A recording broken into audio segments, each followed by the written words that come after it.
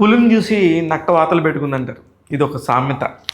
దీనికి ఈ సినిమాకి చెప్పొచ్చో లేదో అనే పరిస్థితి అయితే వచ్చింది కానీ ఖచ్చితంగా చెప్పొచ్చు. కారణం ఏంటంటే రాజమౌళి అనే ఒక దర్శక దిగ్గజం భారతదేశం మొత్తానికి సినిమా ఇలా చూడాలి అని చెప్పి నేర్పిస్తే దాన్ని ఇలా కూడా మేము మళ్ళీ తీస్తాం అంటూ చాలామంది దర్శకులు ఆయన్ని ఫాలో అవుతూ ఉన్నారు.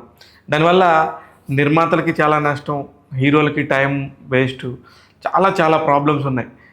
రాజమౌళి గారు మీరు చాలా క్రియేటివ్ బ్రెయిన్తో చాలా ముందుకెళ్ళిపోయి హాలీవుడ్ రేంజ్ సినిమాలన్నీ కూడా తెలుగు వాళ్ళకి అలవాటు చేసి ఇప్పుడు వచ్చే కొత్త సినిమాలను ఆడనేయకుండా చేస్తున్న బాధ ఖచ్చితంగా ఆ పాటు మీదే సార్. ఇది ఇంకా మీరు పొగడ్తలాగా తీసుకోవడం తప్ప మీరు చేయగలిగింది ఏం లేదు. దేనికంటే ఇది నిజం. కారణం ఏంటంటే ఈరోజు కంగువా అనే సినిమా విడుదలైంది.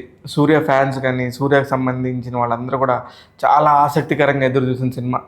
ఇది ఒక డబ్బింగ్ ఫిల్మ్ ఫీలింగ్ అయితే ఖచ్చితంగా ఉండింది. 1970 సంవత్సరం నుంచి 2024 సంవత్సరానికి ఎలా కథని కనెక్ట్ చేసుకుంటారు అనగానే ఆటోమేటిక్గా ఇట్లాంటి కథలు అనగానే మీకు మీ మగధీర గుర్తొస్తుంది. ఇకపోతే మీరు తీసిన అనేక సినిమాలకు సంబంధించిన గ్రాఫిక్స్ని, డిజైనింగ్ని ఎంత బాగా వాడుకున్నారనేది వస్తుంది. లేదంటే రీసెంట్గా కొరటాల శివ గారి దర్శకత్వం వహించిన మన దేవర సినిమాకి సంబంధించి మొదట ఏదైతే ఉందో మొదటి 10 నిమిషాల్లోనే అలాంటి కోనలు, కొండలు, సముద్రం ఇట్లాంటివన్నీ ఉండటంతోనే ఆ సినిమా కూడా గుర్తొచ్చింది.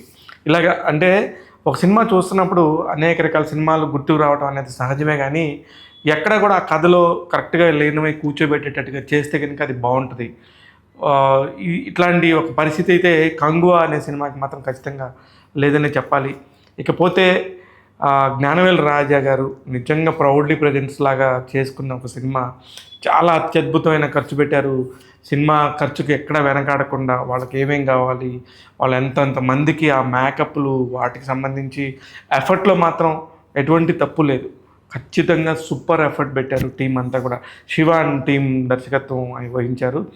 నిజంగా కూడా చాలా ఎఫర్ట్ పెట్టారు. కానీ బట్ ఒక ఎమోషనల్ పాయింట్ ఆఫ్ వ్యూలో మాత్రం అందరూ రాజమౌళి గారిని ఫాలో అవుతున్నారు, కానీ ఒక ఎమోషనల్ పాయింట్ ఆఫ్ వ్యూలో మాత్రం ఎక్కడ రాజమౌళి గారిని ఫాలో అవ్వట్లేదు అనేది నేను అనుకున్న విషయము. ఇకపోతే 1970 నుంచి 2024 కరెక్ట్ చేసుకున్న విధానం కూడా చాలా బాగుండింది. ఈ ఫస్ట్ హాఫ్ అంతా కూడా చాలా ఏంట్రా ఇలా ఉండింది అనుకునే ఒక పరిస్థితి ఉండింది కంగువా సినిమాకి. కానీ ఇంటర్వెల్ బ్యాంక్ తర్వాత నుంచి క్లైమాక్స్ దగ్గరికి వచ్చేసరికి సినిమా మొత్తం కూడా పర్వాలేదు, వీళ్ళు అనుకున్న దాన్ని ఒక దగ్గర ఎక్కడో ఒక రీచ్ చేశారన్న ఒక ఫీలింగ్ అయితే ఖచ్చితంగా ఉంటుంది. ఒకవేళ ఇది తమిళ్ సినిమా కాబట్టి, తమిళ్ నేటివిటీ ఉన్న సినిమా కాబట్టి ఇలా ఉండిందా, డబ్బింగ్ ఎలా కుదరలేదేమో అనుకునే పరిస్థితి కూడా మధ్యలో ఉంది. ఇట్లా ఈ సినిమాకి సంబంధించి కొంచెం నెగిటివ్, కొంచెం పాజిటివ్, కొంచెం నెగిటివ్, కొంచెం పాజిటివ్ ఇలా చెప్పుకోవాలి అంతే. దేనికంటే ఫుల్ పాజిటివ్గా చెప్పడానికి ఈ సినిమాలో అంత కంటెంట్ అయితే లేదు. కానీ చాలా రిచ్ బ్యాక్గ్రౌండ్స్, పర్ఫెక్ట్ వర్క్ అయితే మాత్రం కుదిరింది. ఇకపోతే నటీనటుల పర్ఫార్మెన్స్ గురించి చెప్పాలి. సూర్య గారు నిజంగా ప్రాణం అలా పెట్టేశారు. ఆయన గత సినిమాలతో పోల్చుకుంటే ఆయన ఒక మిడిల్ క్లాస్ మ్యాన్గా ఎలా చేస్తాడో ఇప్పుడు ఇందులో కూడా ఒక కంగువాగా చాలా అద్భుతంగా నటించారు.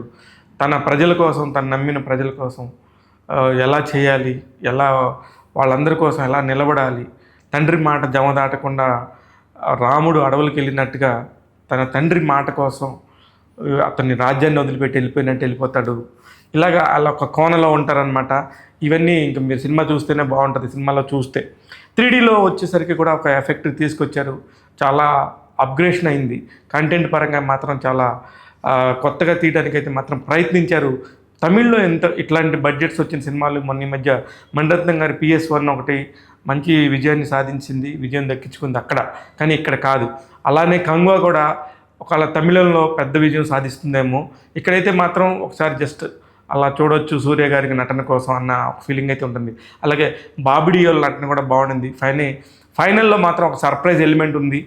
ఆ ఎలిమెంట్తోనే కంగువా 2 కూడా వస్తుందనేది మాత్రం ఖచ్చితంగా ఉండింది. అది ఎంతదంటే విక్రమ్ సినిమాలో కనుక మనం గమనిస్తే ఫైనల్లో రోలెక్స్ అనే ఒక పాత్ర వచ్చినట్టుగా ఈ సినిమాలో కూడా ఇంకో పాత్ర వస్తుంది.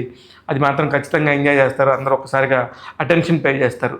టెక్నీషియన్స్ విషయానికి వస్తే దేవిశ్రీ ప్రసాద్ మ్యూజిక్ ఈ సినిమాకి అదనపు ఆకర్షణగా నిలిచిందని చెప్పాలి. కొన్ని చోట్ల బ్యాక్గ్రౌండ్ స్కోర్ చాలా బాగుంది. మధ్య మధ్యలో కొన్ని పాటలు ఓకే పర్వాలేదు అనిపించాయి.